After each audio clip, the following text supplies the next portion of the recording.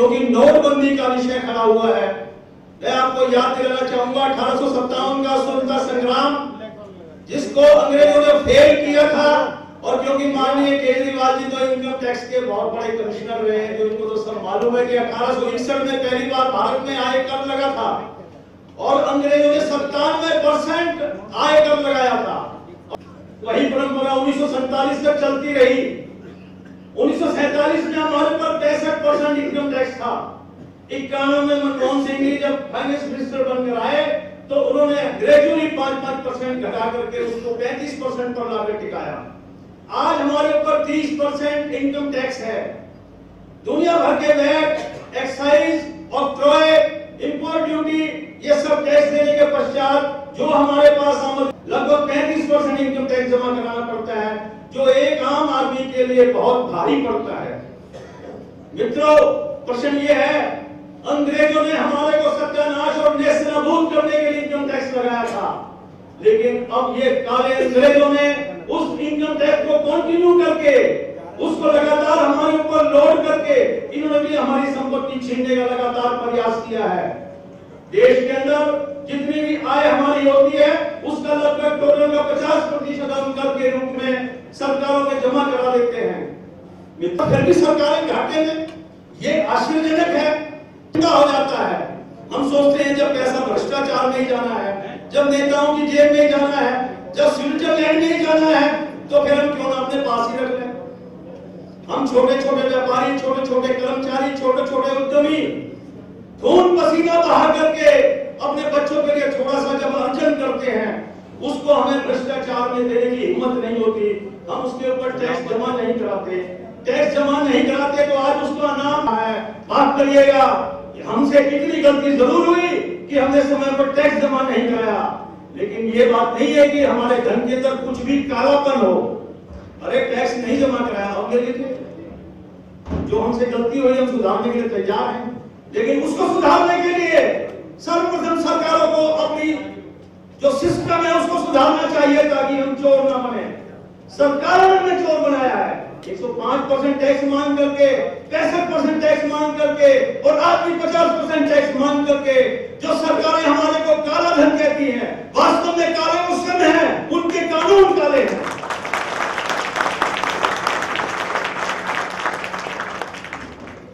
मेरे मित्रों, काले धन के ऊपर ही नोटबंदी का कानून बनाया जा रहा है। हम व्यापारी जो पूरे टैक्स स्ट्रक्चर में 70% कंट्रीब्यूट करते हैं, जो पूरे रोजगार में 50% कंट्रीब्यूट करते हैं, हमारे को विलन बनाया जा रहा है कि जैसे पूरे संसार का कालाधन हमने अपने यहाँ स्टोर कर रखा है। मेरे मित्रों, जो कालाधन रखने वाले असली जो खलनायक थे उनको तो 15 दिन पहले ही पता लग गया था। 25 तारीख के दैनिक जागरण लखनऊ में जो खबर प्रकाशित हुई, जो जियो लॉन्च हुआ और उसमें प्रधानमंत्री जी की फोटो आई। मेरे मित्रों, आप जान सकते हैं, एक फोटो टाइम्स ऑफ इंडिया में छपी थी जिसमें प्रधानमंत्री के कंधे पर मुकेश अंबानी जी ने हाथ रखा हुआ था। उस दिन मुझे वो फोटो देख करके बड़ी निराशा छाई। मेरे देश का प्रधानमंत्री है, उसके कंधे पर कोई हाथ रख दे, ये निंदनीय है। संसार में किसी व्यक्ति में इतनी ताकत नहीं होनी चाहिए कि मेरे देश के प्रधानमंत्री के कंधे पर हाथ रख सके। आज मुख्यमंत्री केजरीवाल जी हमारे बहुत प्रिय हैं, लेकिन हमें भी शिष्टाचार रखना पड़ता है। हम इनके कंधे पर हाथ रखने में सक्षम नहीं होने चाहिए। हम इनके सामने बात कर सकते हैं, इनसे हाथ मिला सकते हैं, इनके बराबर में खड़े हो सकते हैं, लेकिन इनके कंधे पर हाथ रखना अशिष्टता में शामिल है। इसी भांति कोई भी व्यापारी कितने बड़ा हो जाए, कितने लाखों करोड़ का हो जाए, कौन माली हो, अदानी हो, रानी हो, उसको हमारे प्रधानमंत्री के कंधे पर हाथ रखने का कोई अधिकार नहीं। और अगर वो रखता है और अगर वो मोदी जी उसको रखने देते हैं तो इससे जाहिर होता है कि कुछ ना कुछ गठबंधन है, कुछ ना कुछ गठबंधन है। मेरे मित्रों, जो सत्य है वो सत्य दिखना भी चाहिए। खाली सत्य नहीं, सत्य दिखना चाहिए। जो सत्य दिखता नहीं है वो असलियत में सत्य होता नहीं। मेरी मुख्यमंत्री जी से क्षमा याचना सहित मैं ये कहना चाहता हूं कि मोदी जी ने अपने 1 करोड़ के कुनबे को, जिसके अंदर भ्रष्ट राजनीतिज्ञ शामिल हैं, जिसके अंदर भ्रष्ट अफसर जो शाम को 10 लाख रुपए की रिश्वत लेकर के जाते हैं, वो भ्रष्ट व्यापारी जो लाखों करोड़ रुपए विदेशों में जमा कराते हैं, ये 3 कैटेगरी 1 करोड़ व्यक्ति है पूरे भारत को दीमक की तरह खा रहे हैं। अगर मोदी जी पहले उनके ऊपर एक्शन लेते, अपने राजनीतिज्ञों का काला पैसा निकलवाते, अपने उन अफसरों के काले पैसे निकलवाते और उन बड़े व्यापारियों को घेरते और उसके पश्चात हमारे आप जैसे आम आदमी को अगर टोकते, तो ये लगता कि सत्य निष्ठा है। लेकिन मेरे मित्रों, ये दुख के साथ कहना पड़ रहा है, जिस प्रधानमंत्री को हमने मन से चुना था, उनको इतना बड़ा सम्मान दिया था, उन्होंने हमारे को चोर, नकारा, अपराधी, काला बाजारी ठहरा दिया है। ये ठीक नहीं है, ये देश के लिए ठीक नहीं है। हम जितने उद्यमी यहां बैठे हैं, इससे 5 गुने बाहर खड़े हैं।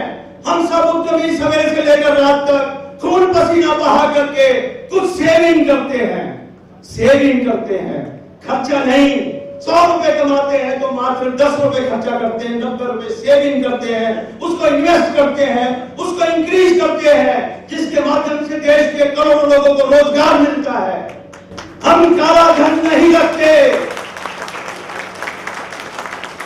आज 10 लाख रुपए सेवा कर देने वाला व्यक्ति, 20 लाख रुपए वैट से कम देने वाला व्यक्ति एग्जम्प्ट है, 1 करोड़ तक एक्साइज एग्जम्प्ट है।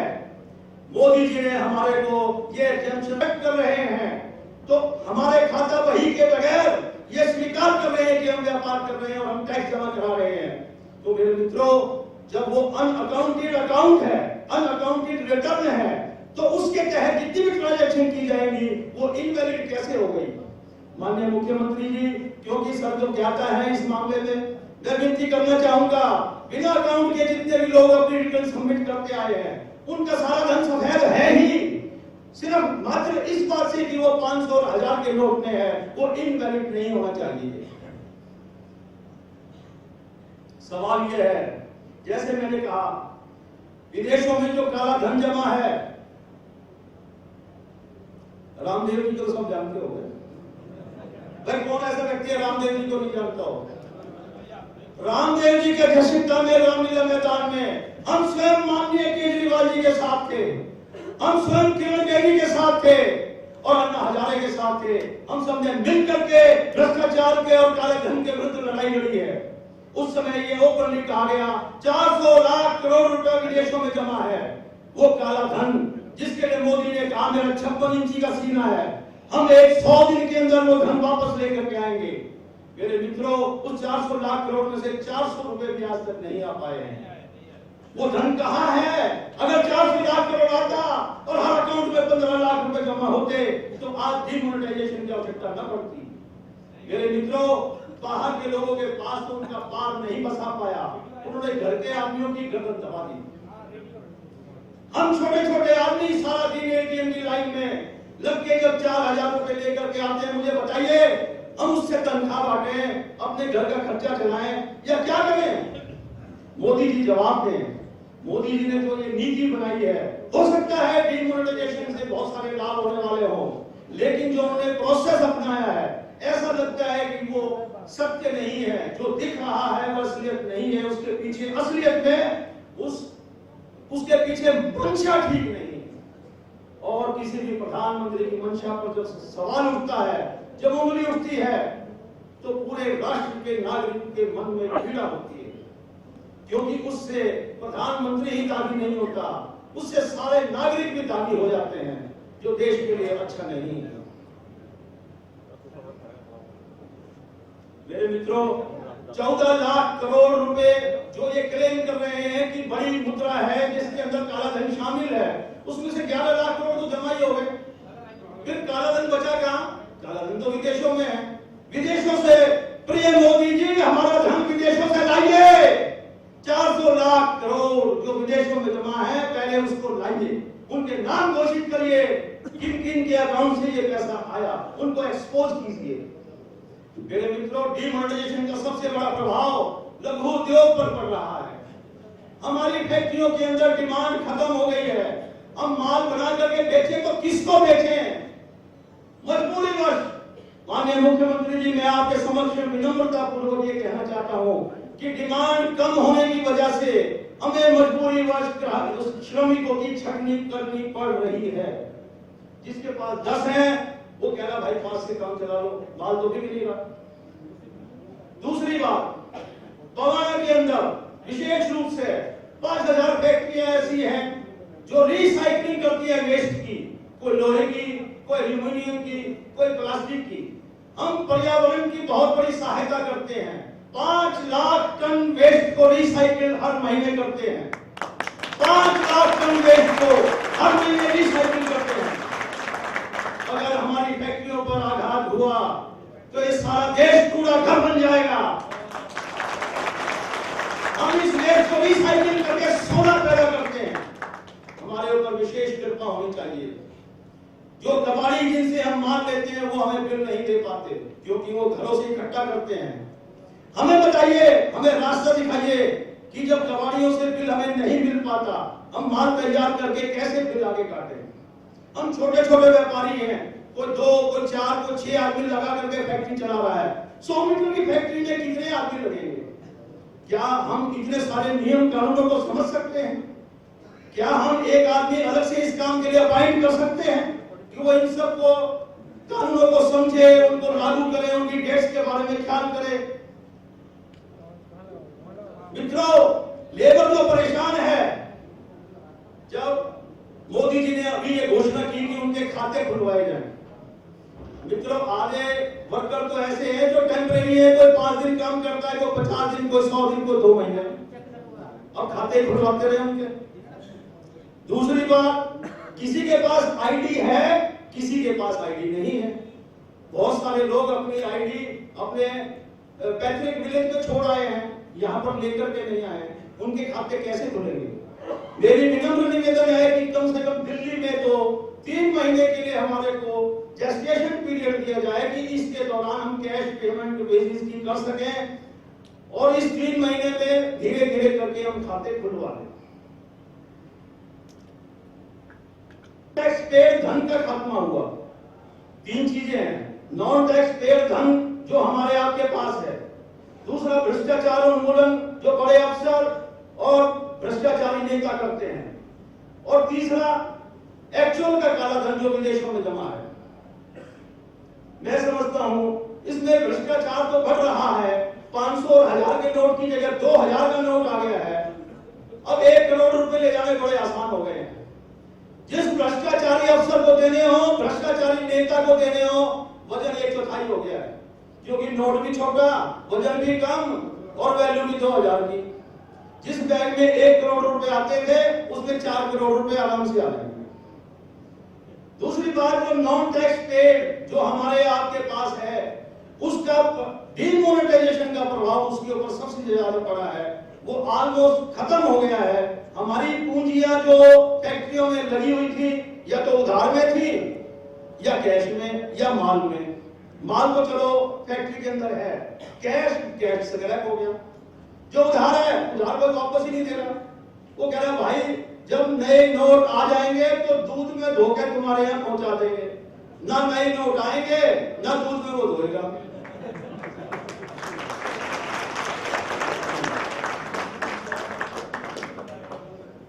मित्रों, अब मोदी जी ने घोषणा की है कि 1.25 lakh retired income tax officers हमारी सब फाइलों को देखेंगे।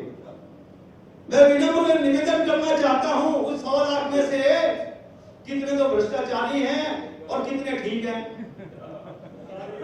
अरे कम से कम 1.25 लाख में 1,20,000 व्यक्ति वो हैं रोज शाम को जो 5 लाख रुपए रिश्वत लेके जाते थे।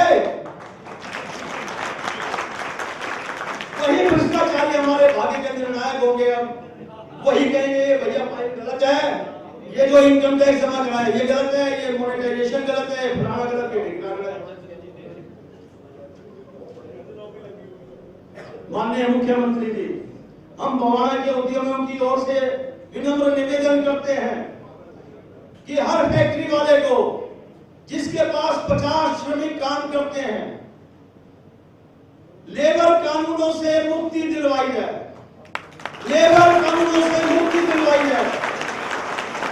जिस फैक्ट्री में 50 व्यक्ति काम करते हैं उसको लेबर कानूनों से मुक्ति दिलवाई जाए, क्योंकि हम पढ़े लिखे नहीं है, हम सारे लेबर कानून को नहीं समझ पाते, हमसे कोई ना कोई गलती हो जाती है। दूसरी बात, इन लेबर कानूनों की वजह से लोग श्रमिकों को बहका करके हमारे और उनके बीच दो भाग करा देते हैं और जो परिवार का परिदृश्य है उसको डिस्टर्ब कर देते हैं। हम 5-10 आदमी 50 आदमी तक जो एम्प्लॉय करते हैं उनके ऊपर ये कानून लागू नहीं होने चाहिए, ताकि हम इजीली वर्किंग कर सकें। Ease of doing business Delhi के अंदर पॉइंट टू पॉइंट बढ़ता जाए। और एक विनम्र निवेदन और है, खंडेलवाल जी नाराज ना हो, भाई हमारे इलाके को फ्री होल्ड कराइए।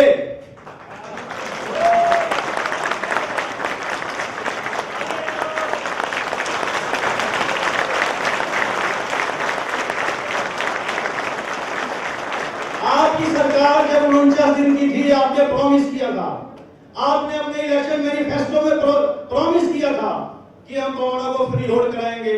हम विनम्र निवेदन करते हैं उसको फ्री होल्ड कराइए, ताकि हम छोटी छोटी फैक्ट्री वाले जिनकी पूंजी खत्म हो गई है, केजरीवाल केजरीवाल